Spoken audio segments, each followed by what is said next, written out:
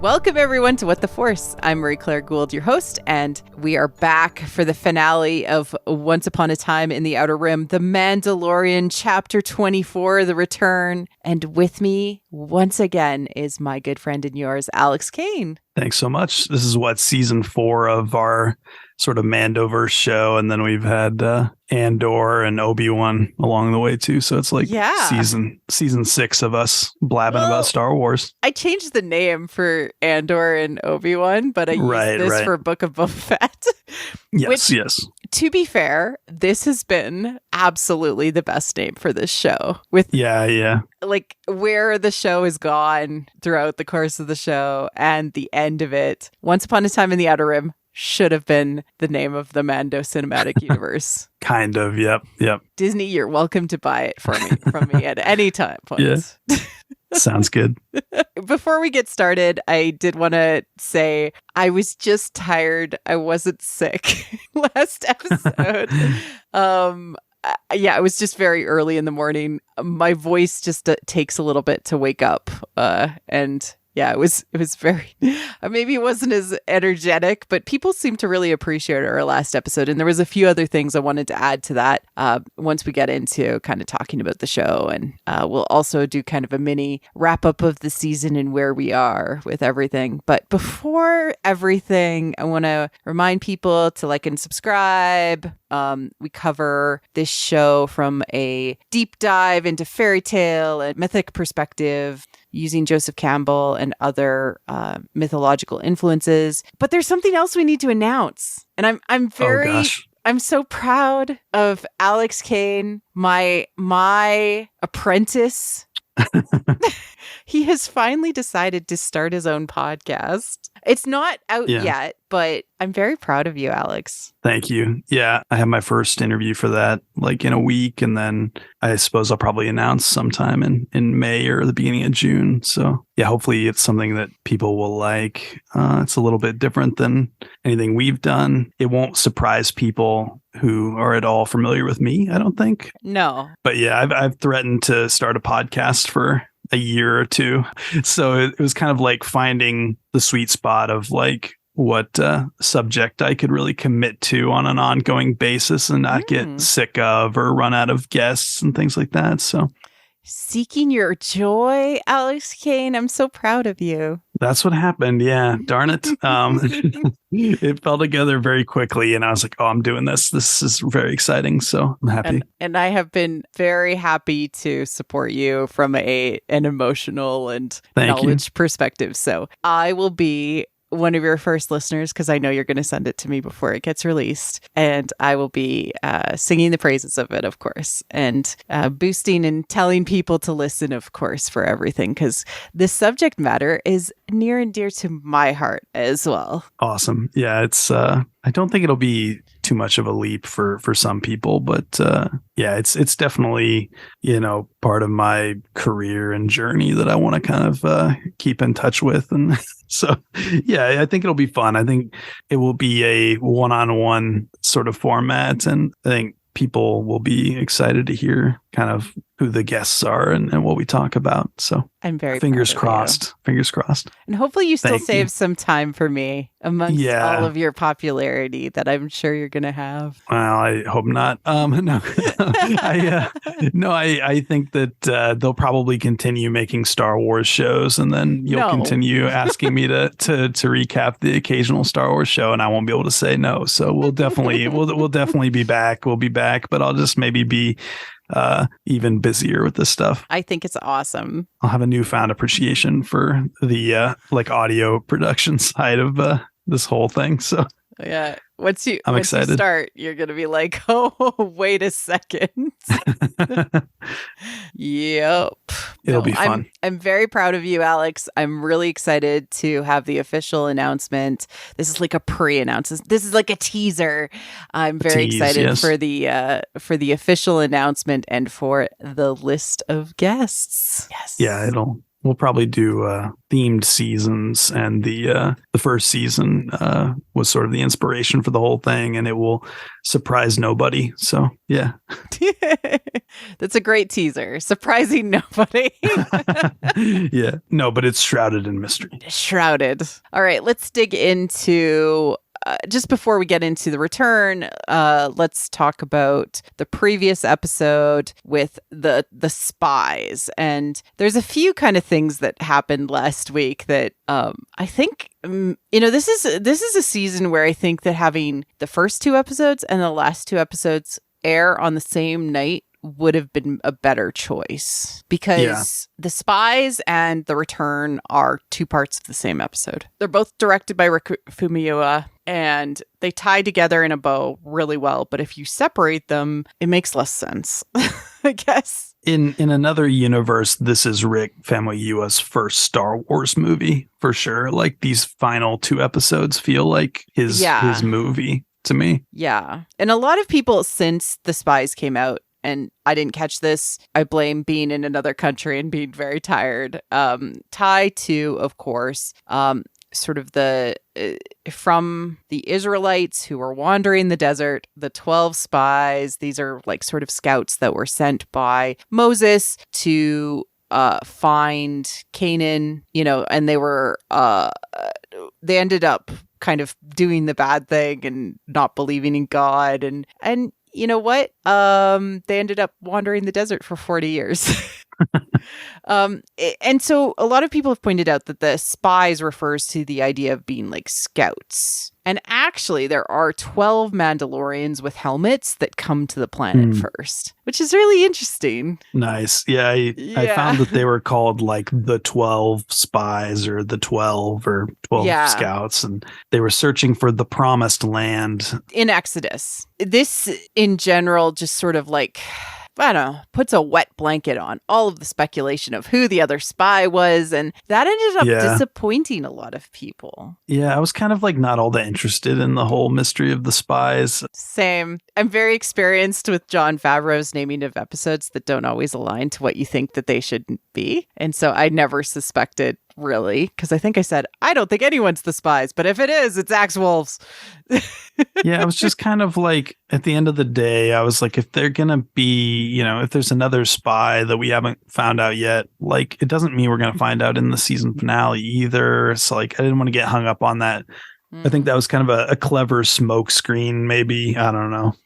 Yeah, the armor ended up being exactly as awesome as I said she was. Yeah. And not at all evil. Yeah, I liked, is it Emily Swallow? Is that her name? Yeah, she said something like, to her, the character's journey was about like learning to be more open-minded and stuff. And I thought that tracked with kind of what we saw her do, action as character. Yeah. Has just been exactly the way that we described her. I don't know. Yeah. People have a lot of stuff that they need to work through. Yeah. And like, I mean, this, like the finale, for example, has like another instance of that where like people need that like certificate of authenticity to like drive home points that are like to half the audience are kind of like obvious or like symbolic enough that you like don't need like the Wikipedia version. But, yeah, I don't know. Like whenever there's sort of mystery or ambiguity, people get really uncomfortable. And so that's when they, I don't know, project and stuff. So, and unfortunately, like the storytelling that Jon Favreau does leaves a lot of gaps, and so creates a lot of confusion unnecessarily. It would be solved with a writer's room, I feel. Maybe Jon does the story and the writer's room writes the stories. He's a guy who comes from feature films that are wrapped up in like 90 to 120 minutes and have like a very clear shape. And he's like a masterful writer for that kind of thing. And then, he's kind of a very big and powerful figure now. And so, yeah, I think he just needs like some people to kind of anchor him to a little bit of formalism or whatever. Like, I'm obsessed with like the Breaking Bad shows, and like Vince Gilligan, like when he was just running on instinct and pitching ideas, like he would throw out the most awful ideas, and somebody else in the writing staff who had little experience would would suggest something way better than his idea, and you need that, you know. Yeah, and also the dialogue itself. I guess we're just being a little critical about the season as we go into this. The few things that are like, the dialogue itself is very say what I'm doing, and that's been a challenge the whole season. It's been a challenge since the beginning of the show. The dialogue is, this is what we're doing. We're going here and overdoing it. And now we're doing this. And when people are confused about the show, they aren't listening to the dialogue, because the dialogue tells you exactly what's happening all the time. Sometimes there's a little bit of metaphor. Sometimes there's a little bit of symbolism. But for the most part, it's very on the nose. And there isn't a lot of subtlety in the show. It's very face value. And frustratingly so sometimes. Sometimes the words end up becoming poetry, and sometimes they're not. But I miss Andor. I miss Willow from a writing perspective. I miss the nuance and the subtlety of the character. And I personally struggle with empathizing with helmets, and I've struggled with the action figure-ness of this season. There was less action figure-ness last season because we had Boba Fett. We had Din actually attempting to take his helmet off, and we'll get to what that all ends up sort of saying about the season in the end.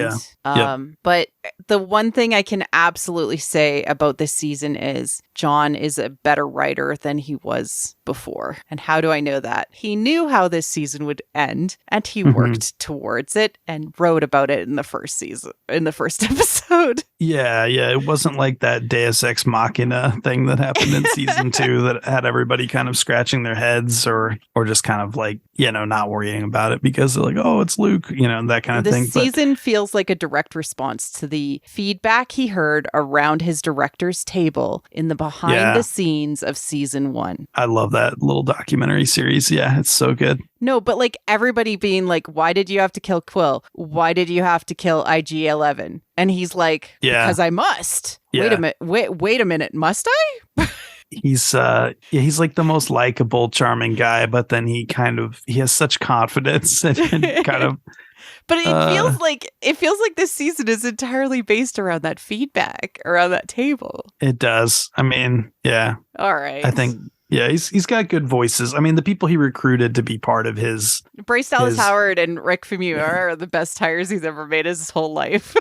Yeah, that's fair to say, yeah. They're so good. Okay, just quickly before we get into the episode, last week's episode actually followed the first half of a hero's journey. Oh, nice. Right? They enter into the unknown. They are on the road of trials, or this night sea journey. They meet the Leviathan, who swallows them whole into the earth, and suddenly they're in their lowest point. Din is captured by this Darth Vader-like figure, Dark Father, in his lowest point. And that's where we leave the episode. Everybody is running. Din is captured. Nothing is going their way. And then we start at that episode to say the return. Okay, this is our way back from the lowest point, or catabasis, where we need to sort of finally face these things that are out there. Does that all make sense? Yeah, I think so. I mean, it, like when I thought about the title, The Return, I was like, it has to just be the hero's journey, because, I mean, unless, you know, there's just not a lot else to take out of that, I guess. And, you know, other than they're just like, you know, figuratively returning to, you know, the state that they kind of want. Like, there's this kind of emergence that happens, although they're kind of like literally still like underground. Little eggs in their little hard helmet shells. It's weird, yeah. Yeah, there's still growth to happen, certainly. Couple of things. So we find out in this episode, because Gideon has been on this planet since the Night of 1,000 Tears, that the curse of Mandalore is the curse of Gideon. So by dispatching Gideon, they are officially removing the curse. The return refers to not only Mando returning from his hero's journey, but also the Mandalorians returning to their home and thus becoming more whole. Yeah, absolutely cool. Overall, okay, what did you think of this episode? I mean, I really enjoyed it. I mean, Rick is kind of still my favorite director, even though this might not be like my favorite episode of his necessarily, but like it's been a great season for, you know, the craft side of things, like costumes, concept design, music, directors. We kind of like talked about how the writing isn't really singing for us the way it did in season 1, but like everything else has been like phenomenal. I think that the season kind of peaked for me with like episode 2, like the Mines of Mandalore. But I mean, I loved Plazier 15. That was like, yeah, like my ultimate episode. Lizzo's dialogue was like incredible. I mean, like I liked the use of like the George visual language of like, you've got like these moments that are synthesizing like A New Hope and the Phantom Menace in like this really, you know, this way that a 12-year-old is going to pick up on. Yeah, and the just playing TLJ with that stuff. has been in there. Tross has been in there. Like they've kind of been. We had Attack of the Clones in this episode. Like there's been like stuff, or the Phantom Menace. There's been stuff like sprinkled. There's been a lot of Star Wars sprinkles throughout this episode. Yeah. And also this season. I did want to shout out Maury Mole, who did a meta. I'll link to it in the liner notes on Plazier 15, that episode, and the Fisher King and the Knight, or the Fisher Queen and the Knight, and how Bo sort of represents the wounded Fisher King from a parallel perspective, and Din is of course, Percival, the Grail Knight, who comes from humble beginnings, and I've often referred to how Grogu's the Grail. Great meta, unbelievably thought through, great stuff, and really my jam. And I wish I was smart enough when we recorded last to have picked up on all of this stuff. So I'll link to it in the liner notes. Just shout out to Maury Mole on that on Twitter. Absolutely amazing.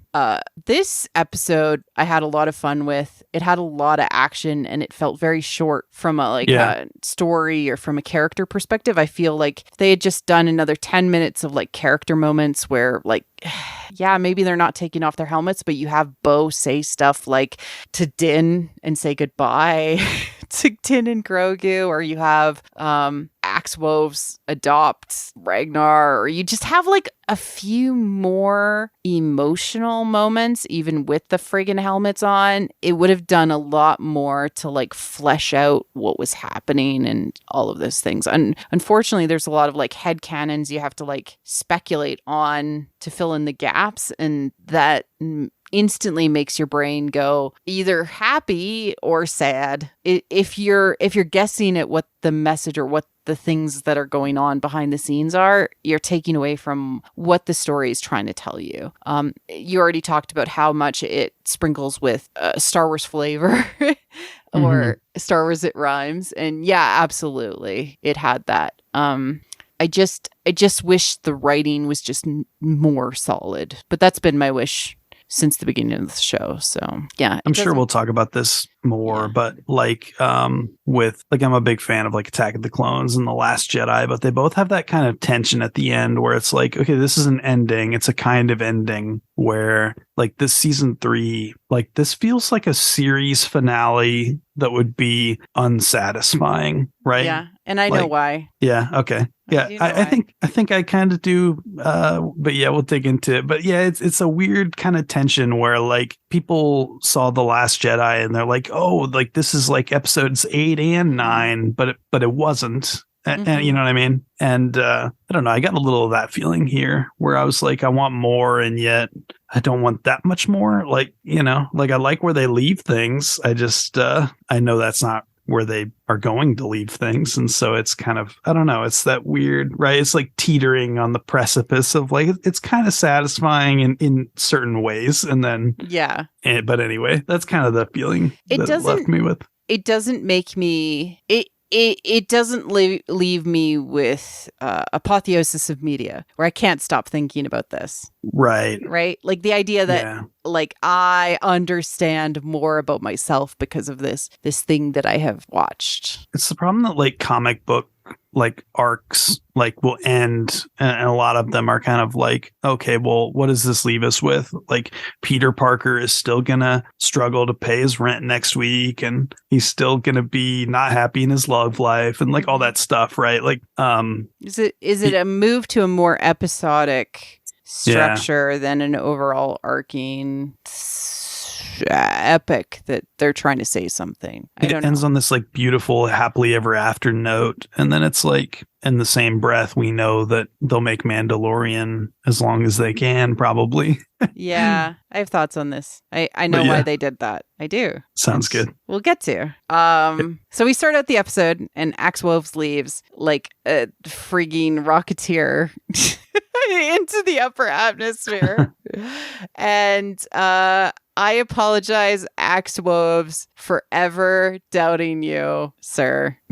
You are a good man. Cool. You have come around when Paz beat you up and you had that fight. I like you way better now. I'm sorry I ever spoke ill of you. He kind of got the Han Solo Finn arc where like at first he's just kind of out to save his own hide, and then now he's like kind of a hero or whatever. He's part of the community now, like that kind of thing. So there are characters growing and changing, but exactly. Not necessarily all the ones you'd expect, I guess. Din is dragged down the hall, all tied up, manages to fight himself free, and Grogu shows up in his IG suit and with a heavy use of the no button. Yeah.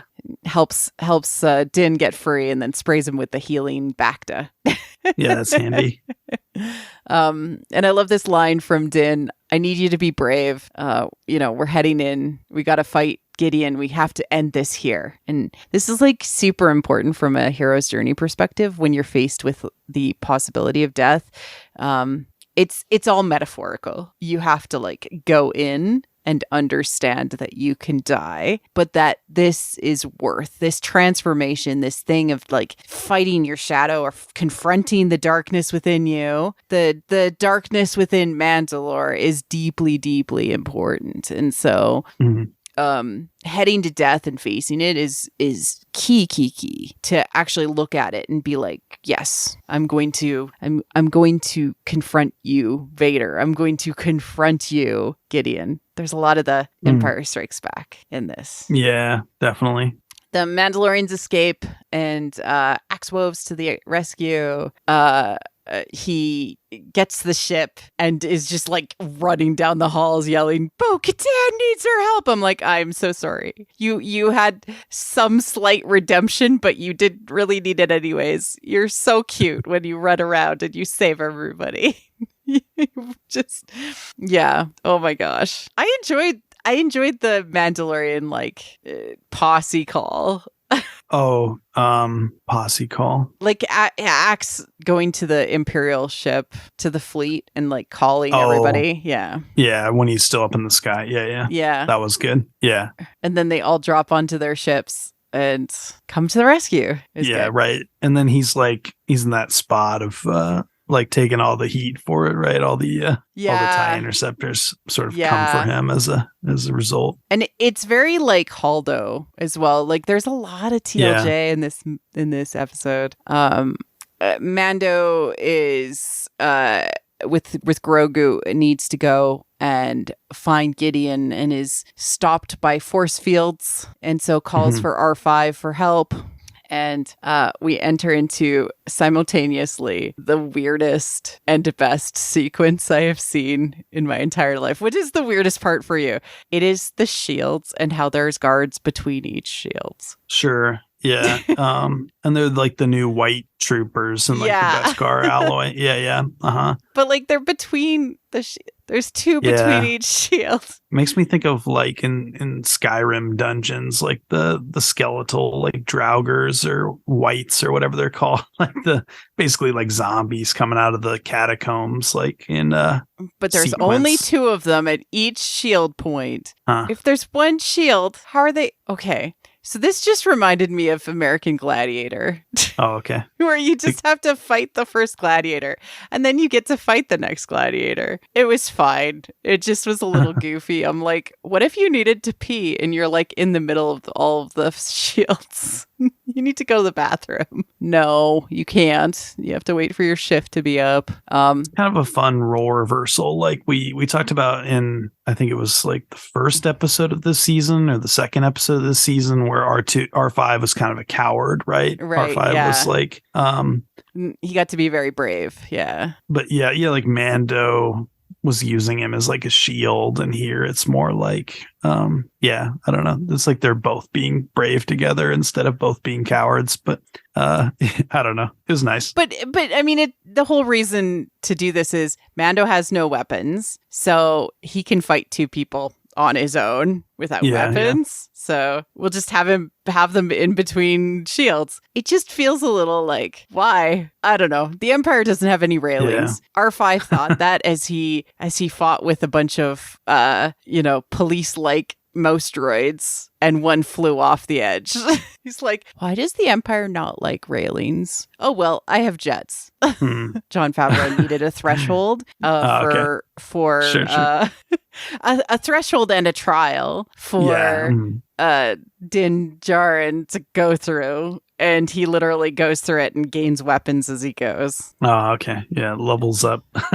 It's a gauntlet, and it's like literally he goes through each two at a time until he gets there and gains weapons and is able to get there. Yeah, because usually in the underworld, like Inanna, stripped of everything you are.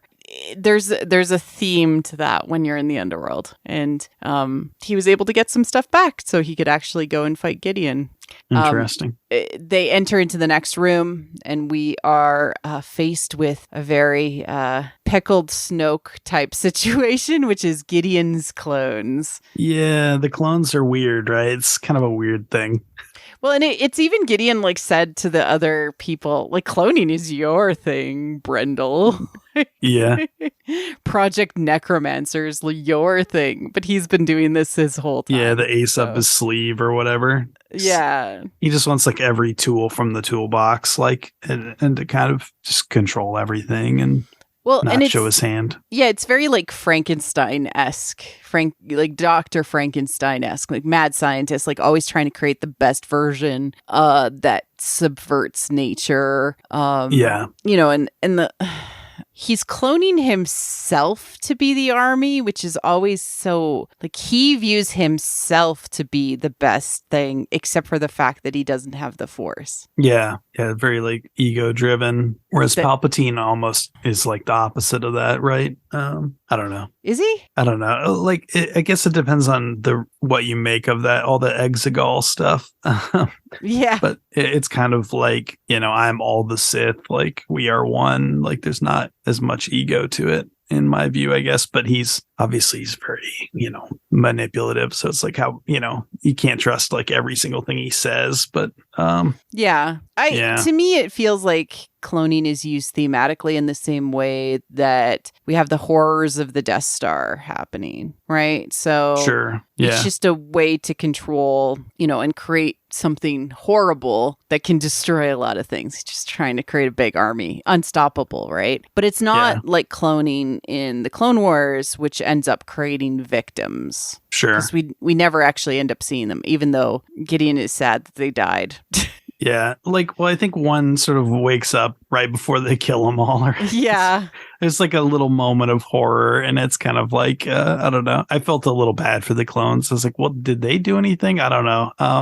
The show's like kind of not dwelling on it's not what the clones know, so it's kind of just whatever, but it's fun to think about. It's just presenting them as like monsters in a way, which is hard, right? Like we don't really get to see what kind of clone creations Gideon has made. Do they all have his memories? How does that work? There's many questions I have. Yeah, the memory thing would be a huge bit of but yeah, I mean, I don't expect the story to stop and tell us all that. It's just fun to think about, Again, it leaves you a lot of questions. The show.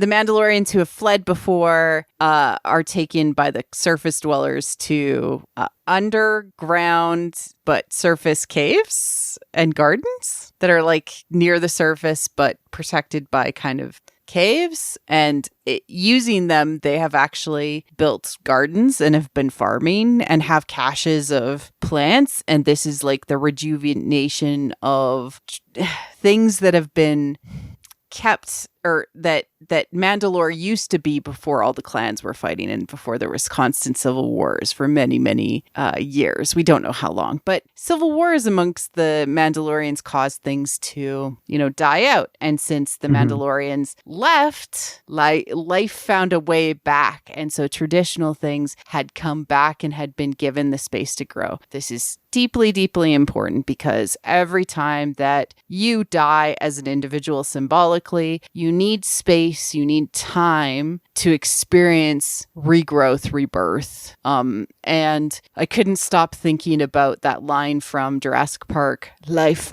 finds a way.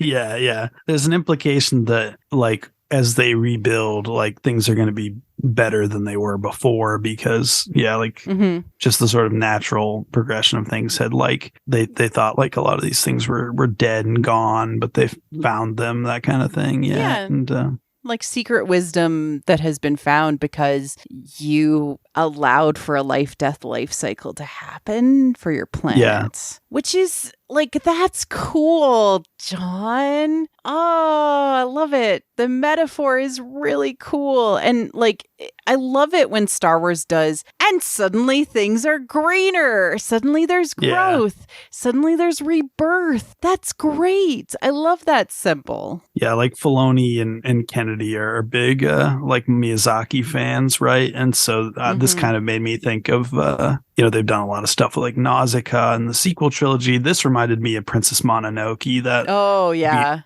the beautiful line of like, we'll build a new town. And I don't know why that makes me so emotional every time I hear that. And then like you see like all these little forest spirits that you thought had been killed off, they start like sprouting up again at the end. And I don't know, I think that this was my favorite scene in the whole finale. Probably it felt like the most sort of ultimately consequential thing, like just this idea of you got these new Mandalorian characters played by Charles Parnell from like Maverick, and then the other Charles Baker from Breaking Bad. And I'm just like, I really want these two guys to stick around. Axe Woves, I want him to stick around. Like some of these characters that are just really great new additions, like at the last minute. So like if there's going to be a Mandalorian season 4, which I'm sure there is, like this is the kind of stuff that makes me sort of sit up and pay attention. I don't know, more than arguments about like who does the darksaber belong to. Like this stuff is way cooler to me. The idea that I've trained you well. You love the symbolism. Oh, thank you. Yeah, I mean, just like the idea of the planet being better than it. Yeah, like that's more interesting to me than like armor and swords. Go through a dark time and be better for needing to regrow. Yeah, I love it. The armor arrives with the reinforcements, and man, did that make me smile. I loved hearing her voice saying, Lady Kryze, your reinforcements have arrived. Yes. On a side note, did you see that like little video of Emily Swallows attending a comic expo or Comic Con, and being in the armor and I saw that getting passed around. It was so good. I didn't watch it yet. You're gonna watch it because it's so good. And she literally goes like, "This is the way. This to the way." Yes, like she's so funny. Yes. Is her voice like pretty similar, or is she? Oh, yeah, she's absolutely using her voice. Okay, gotcha. I didn't know if it was like completely different personality, but no, she used her voice. Awesome. I mean, it's a little bit like I'm in a costume at a con, but she does like use like, this is the way. Awesome. It's funny. I mean, she benefits from having the amazing Skywalker sound recording her ADR. Oh, okay. Sure. Normally, right? But in this, she's like in a helmet and stuff. So it is what it is. Yeah. But it's her voice and it is like the armor talking. Axe chooses the distraction that Bo asked him to do, to fly the ship into the planet. Yeah, which is like, again, it's sort of like the Holdo maneuver, but it's also like the Super Star Destroyer from like Return of the Jedi kind of thing too, where like in its defeat it becomes the weapon or whatever. Like, I don't know. It's kind of cool. I actually got a different vibe from this, which is really interesting. Do you know the Sword of Damocles? Sounds familiar. Yeah, it's sort of from it's more like a historical anecdote. So Damocles was just a guy visiting a king who was Dionysus the second of Syracuse, and he calls Dionysus a tyrant, and that everything must be so easy for him to be the leader of this place during a banquet. And so the king allows him to sit in his chair and see how easy it is. And as he sits there, he sees that there is a sword hanging over where the king sits, hung by a horsehair. Oh, okay. And that was there to basically remind the king that how close you are to death at any given moment, or how close you are to a disaster at any given moment. Yeah. And what we end up seeing is like the ship almost comes down to the planet to say, it is do or die time. There is no tomorrow, essentially.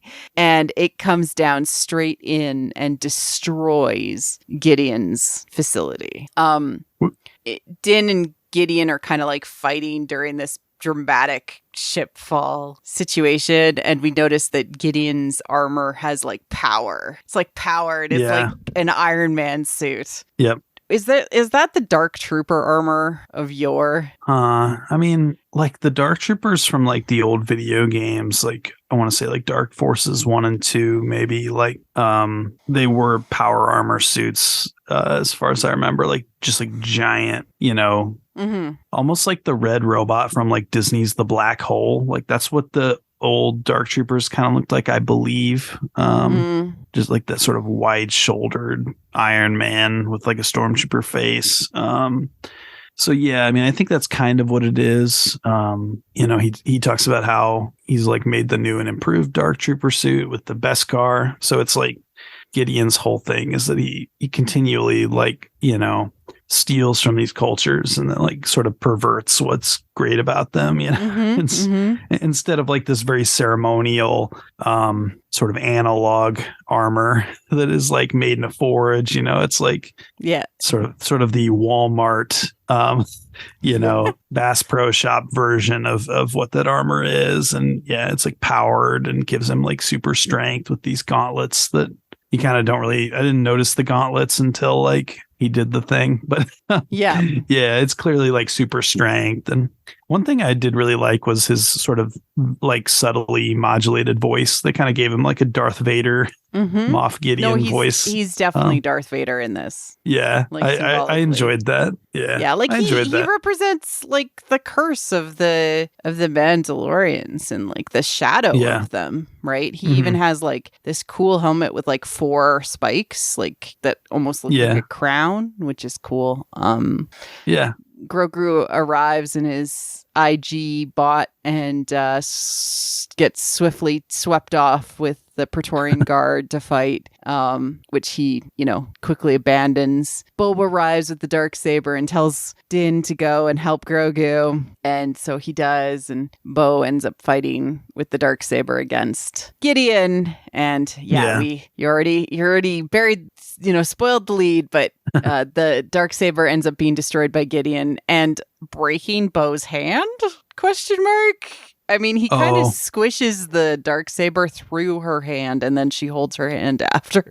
I can't imagine that didn't hurt. Well, you mentioned the Empire Strikes Back vibes being really strong, and I definitely got that during this scene specifically, being like Luke versus Vader. So if he kind of semi-crushed her hand, I guess that would just reinforce how much that feels like the Empire same duel, hand. because he loses and also the hand. The lightsaber gets destroyed or lost or whatever. Oh right, that too.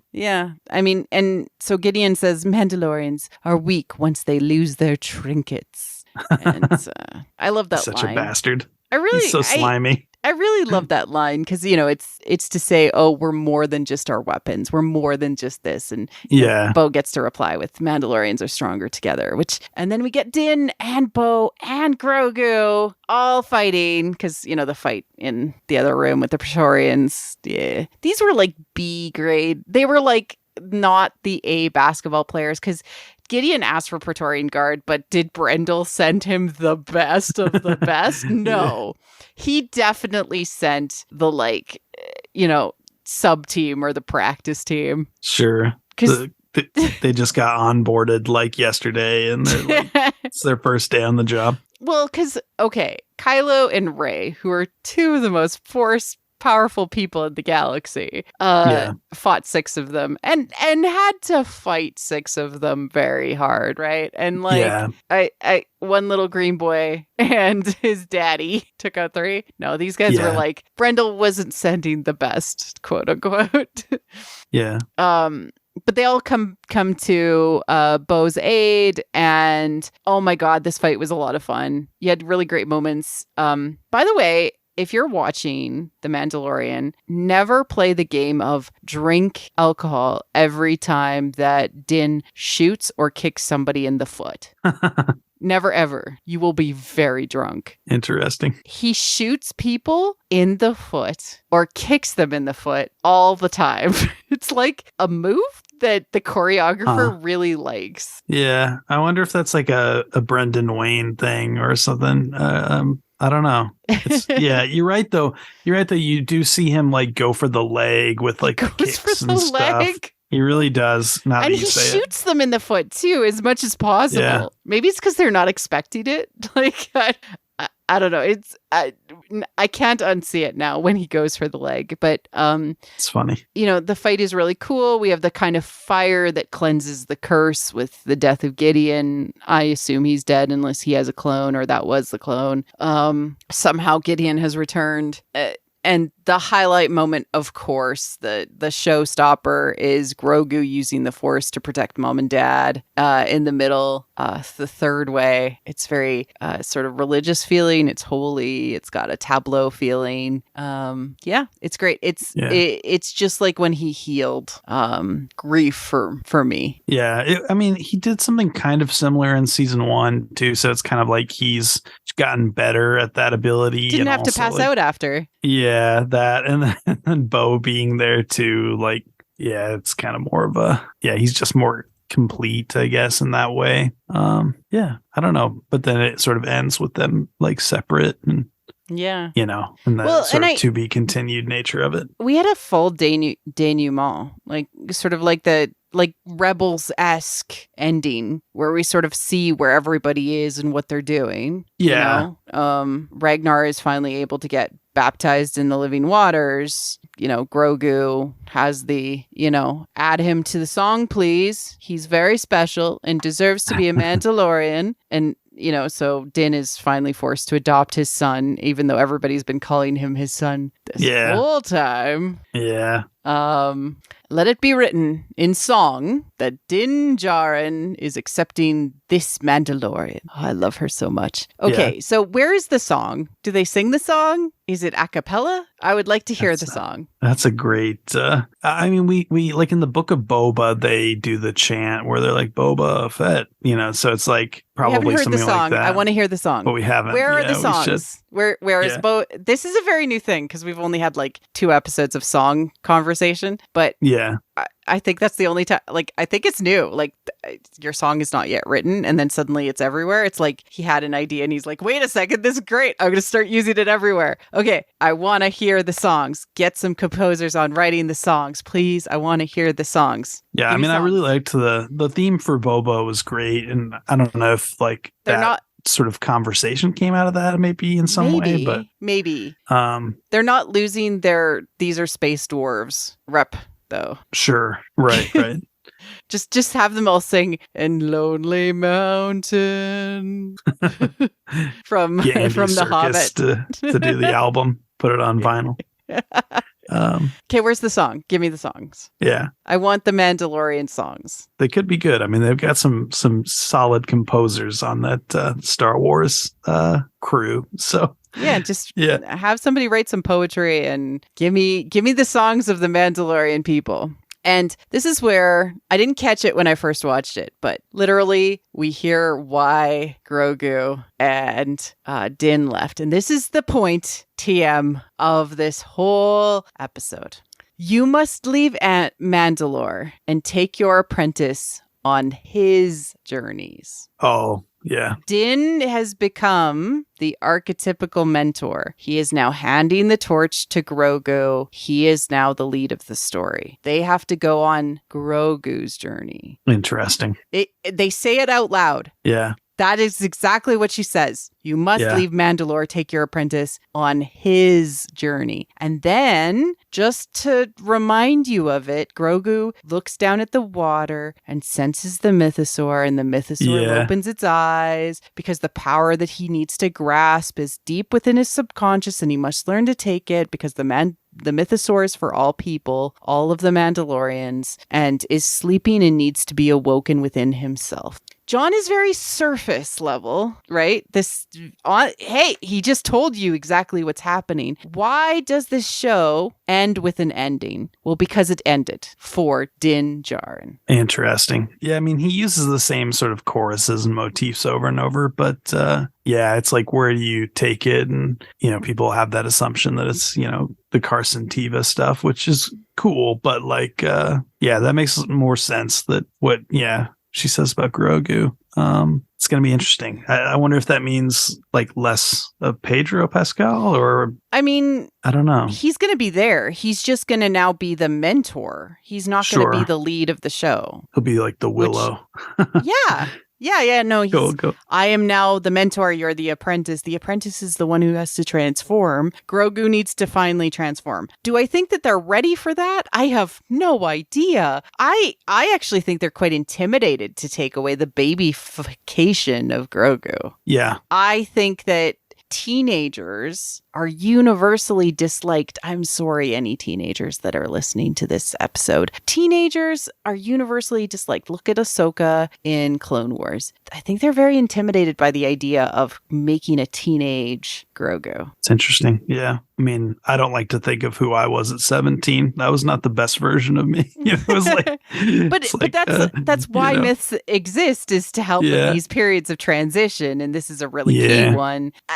I don't know. It would be really horrible to be a teenager for a couple of decades, but that's what Grogu's got going on. So he does. Yeah. Yeah. That's a good point. I loved the relighting of the forge, just relighting of the civilization. We absolutely needed a knight and princess bow moment between Din and her, as he's like, I gotta do this. I gotta help my apprentice. I gotta help my son. And she's like, yeah, I gotta redo Mandalore and make it fine again. And we needed a moment. What? We got no moments. He made an oath. They are married. He made an oath. Oaths are not, he said he would stick around until her song was written, and off he is going. I don't understand. The four Mandalore. There's some mixed messages.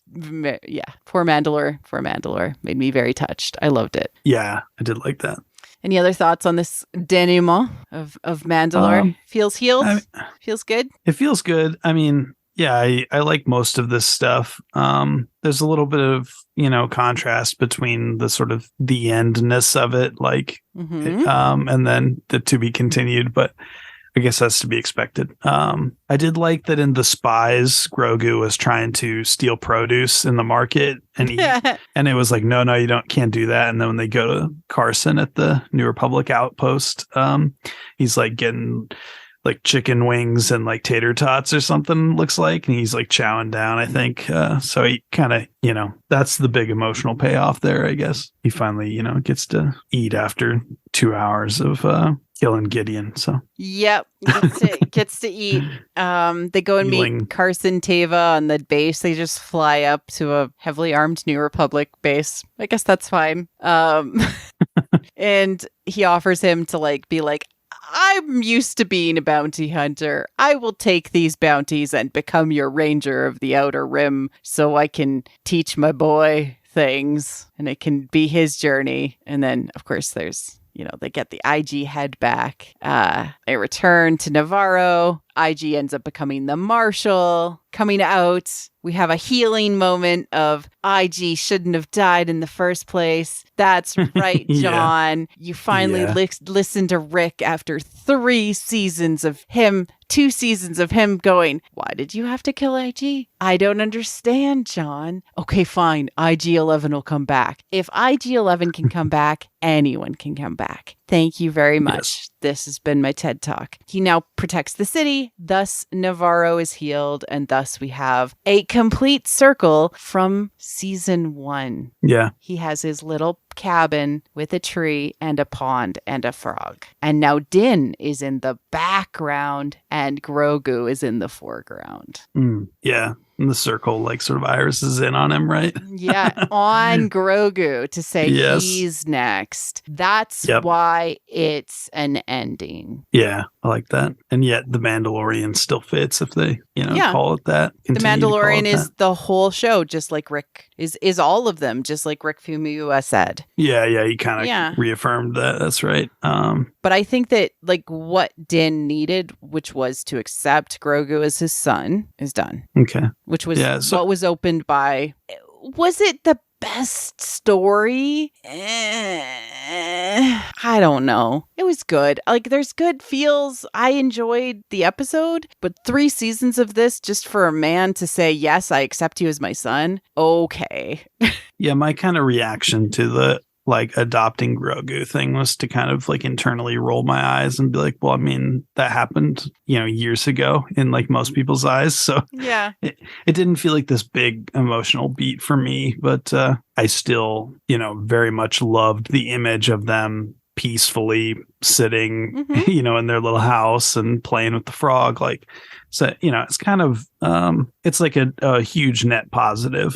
I thought this season happily ever after for me amazing. In Star Wars, having fun and rest and awesome. Yeah. Yeah. I was always a big IG-11 fan, so that was great. I just, I don't know. It was weird. It was you sort of worry about, what Grogu's going to get up to if they keep this going forever. But at the same time, it was very satisfying to see them get that peace, kind of far away from, the sort of Coruscant part of the galaxy, I guess. I'm just wondering if the Ranger from the Outer Rim might not even have Grogu in it. Oh. Like if we do the adventures of Cowboy Din again. Yeah. Like him and Carson Teva, wandering around, getting rid of Imperials.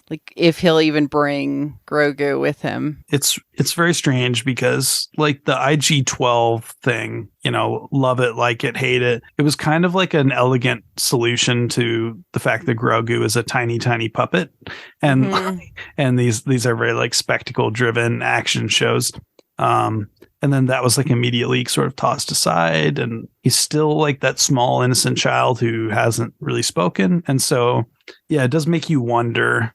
But I'm just wondering if they're saying he just needed peace to actually heal, and then he'll start speaking, and then he'll be a character in Rey's Star Wars movie. Oh, that's where we get him. Yeah. I mean, I like that. I like that theory a lot. I definitely think that, he's had this traumatic, crazy life for decades, right? He might not actually be as young as he's presenting, right? Because he's certainly very smart. He just has experienced so much trauma that he just hasn't been able to actually, communicate the way that he needs to, and he needs time to heal to actually get there. Nice rest in the lap of the goddess, Yeah.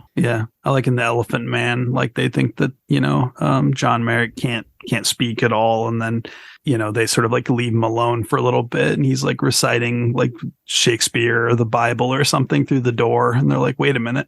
And it's just that idea of traumatic, scary life, and he never gets a break. It could be that, and then that allows them to age him up, or at least do something with him after some time has passed. It'd be very cool to see him appear in Rey's movie and just start speaking with this amazing voice performance.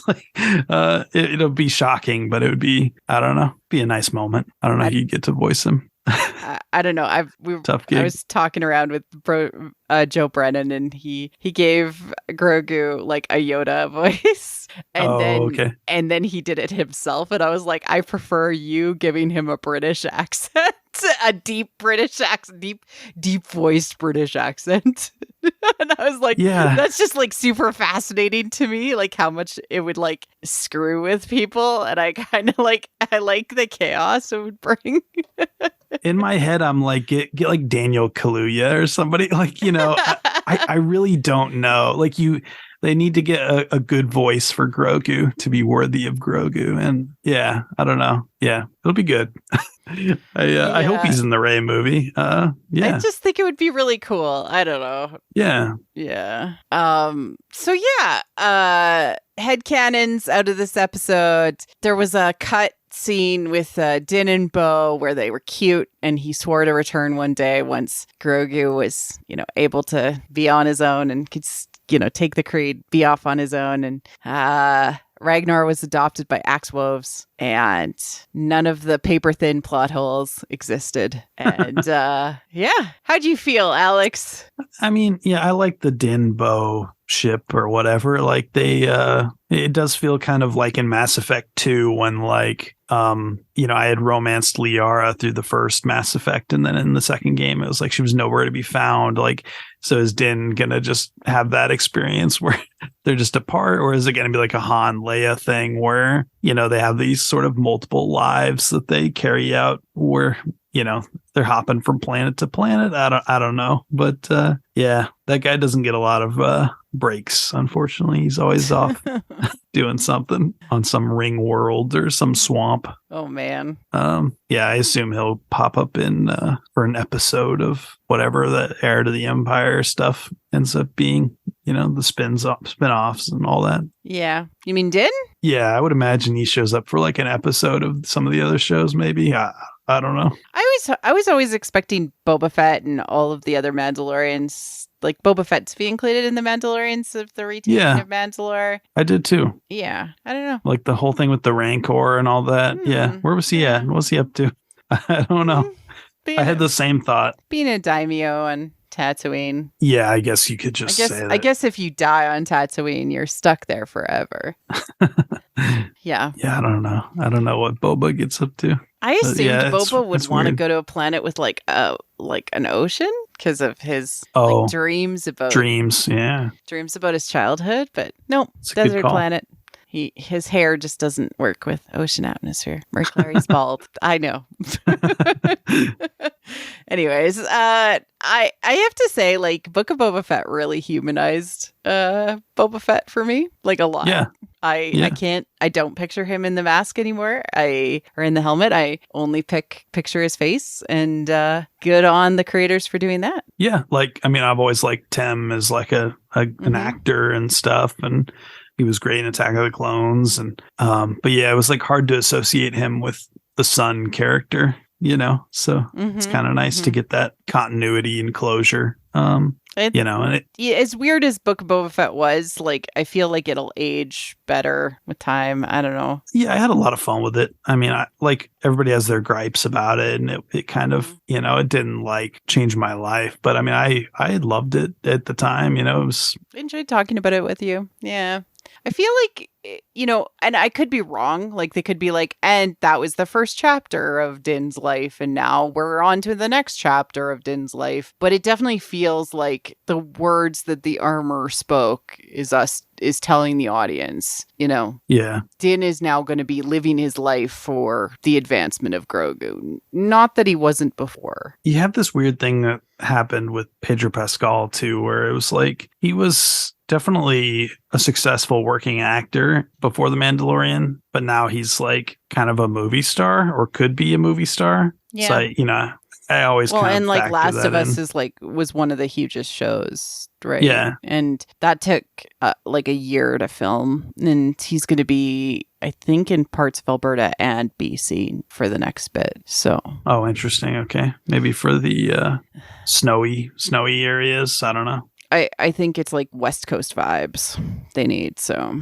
Okay. I'm trying I to think it's Oregon. Maybe they go to Oregon in the game. I don't know. Okay. But he's going to be quite busy still, right? And he is quite busy. I know it's convenience to like keep the helmets on, but I wish that I wish it was different. Yeah, like whatever they do. Yeah. Like if it was like less of Din as a character, like at least have it be Pedro would be kind of nice, I guess. Yeah, actually having Pedro ever see Pedro's face this season would have been really nice. Yeah. It's hard. I don't know. They've just kind of doubled down on the sort of religious aspects, which I guess ends up kind of coming off as, well, people can choose to have their helmet on or off depending on how they feel or whether they're sort of more practicing in that way of Mandalorian. And the armor has accepted that everyone is sort of Mandalorian, which is growth for her. Yeah, like he was off on his own when he like decided all this stuff. So I mean, it's his choice, but yeah, I don't know. It's tricky because it's like he was doing it to please the armorer, I guess, right? And to be back in the club. So yeah. I don't know. I do not know what to expect next from our Mandalorian cinematic universe. Me, myself, I'm going to be talking about Visions next. And then I've got a whole bunch of fun stuff I'm starting to work on that are not regular scheduled television, but meta-related things, of course, which kind of getting back to my old school way of doing the podcast, which I really like as well. And any final thoughts, Alex, on this season of The Mandalorian? I mean, I had a good time. You know, it was fun, Star Wars, and I like these characters where they kind of were left off in a lot of ways, and I'd be okay with like, if getting more Pascal in the show meant like a long hiatus, like I say, bring that on. But yeah, I would like to see more of these like newer characters too. Like I said, like Charles Parnell and Charles Baker and more of Bo in sort of, a new mode, like, okay, we've got Mandalore back. Like what next, I guess. So yeah. Lots of potential. It does certainly feel like there's a healing starting with Mandalore, which is great. And I don't know. It was nice to have a happy ending. Yeah. Yeah. Especially like so much of Star Wars is kind of like, in the middle of the action, like A New Hope always was. And so you have that sense that everything is a prequel in some way to like the sequel trilogy. And this just felt good, to kind of subvert that. It also opens up the door. So if we never go back to Mandalore again and we just assume the Mandalorians live happily ever after, they can go really, really far back in time, a Jedi Mandalorian war, do pre-Vizsla and like all the like Mandalorian war stuff where they're absolute terrible people. Yeah. And we will be like, it's okay. It ends happy. Yeah. I've said this I like that so many times about story that they can put us through friggin' hell and it doesn't matter as long as it ends happy. Yeah. And if they're planning on doing that, people can say, yes, Marie Claire, you're very, very smart. People care how it ends and they do want to know that. Yeah. It's very true. So they should do the Jedi Mandalorian War now. They should. I mean, like they've always teased like the Revan Knights of the Old Republic stuff, and Revan like wore a Mandalorian mask that he like stole, that kind of thing, or she, if they do Revan. That would be cool. She do it. Yeah. I mean, Revan they was can do always anything. A she for me. Yeah. I mean, that's the cool thing about that. Then I romanced Karth, and he's so stupid.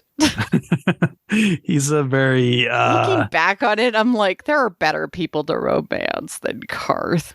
There's a lot of things to like about Karth, but then he's always angry for no reason. He's always angry for He's like, I want to talk, and then he's like, I'm angry now because we talked, and then that's kind of how he leaves every conversation. Come for the Mandalorian talk, stay for the, Knights of the Old Republic, reminiscing about how much Karth is angry. But like HK, poor Karth, it's making me want to replay Knights of the Old Republic. Isn't that coming out soon? Isn't the revamped version coming out soon? I think it was sort of put on pause for a while, so it might be like a year. might be a year or two away. That's a good question. I want to play it with better graphics. They've kept quiet about that. I'll play the Pazak. Yeah. I finished both games, Alex J. Kane. A long time ago, like on my Xbox, I played both. So I finished both of them. I need to finish I've got a playthrough of the second one going, and it's taken me a long time, but I'm making good progress. So the end is so good. Yeah, I haven't seen the end of it in years. I need to see the end of 2. Did you play it through to the end before? Yeah, in like 2005. Oh, it's been a while. Yeah. No, I've always fiddled around is so with 2. good. I don't know. If you ever want to talk about Knights of the Old Republic again with me, I would love it. Yeah, maybe we'll do that during the summer. Yeah, we'll find some excuse to do more stuff now that I've got a new podcasting mic that I want to use. So yes. Excellent. And of course, look out for Alex's project. Follow him on Twitter at Alex J. Alex J. Kane with a K. Yes. And look out for his project, which will be releasing sometime in the near future. I will be retweeting and talking about it a lot. And of course, it will be not to be missed. All right. Take care, everyone. Thanks for listening. Cheers. Thank you for listening to What the Force. I'm Marie-Claire Gould, your host. Our music is orchestral music by Christy Carew for What the Force. You can support the show directly on Patreon at patreon.com/whattheforce. We like to thank all our patrons, especially those who love and are obsessed with What the Force: Melody in Wild Space, How Rude, Anna Perez, Neil, Christian Luca, Carly Ann, Josh Johnson, Scott C., and Susan. Support the show by wearing the Force with our merch. Like and subscribe on YouTube or leave a 5-star review on iTunes or other podcast apps. It helps people find the show. You can connect with us on Twitter at WT Force Show, What the Force Podcast on Facebook. Our website is whattheforce.ca, or you can join the Discord. Links are all in the liner notes. Feel free to reach out and start a conversation. Cheers.